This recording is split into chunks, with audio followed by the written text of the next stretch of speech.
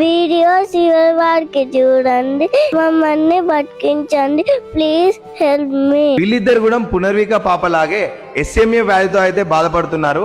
మనందరం కలిసి తలుచుకుంటే ఎంత పెద్దదైనా సాధించవచ్చని పునర్విక విషయంలో అయితే తేలిపోయింది.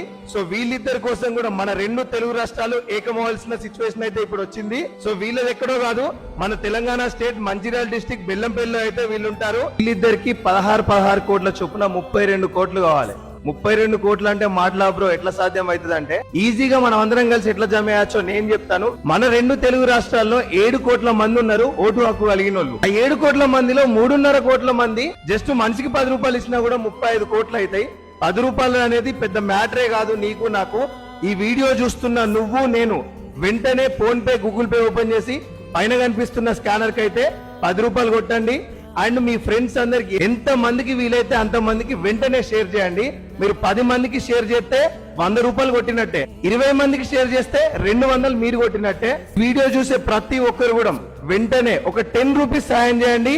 వీలైనంత మందికి షేర్ చేయండి, వీళ్ళని కాపాడుకో. ఇచ్చిన దేవుడు ఒక్కరికైనా కాదు, నాకు 2 పిల్లలు అలా ఇచ్చారు.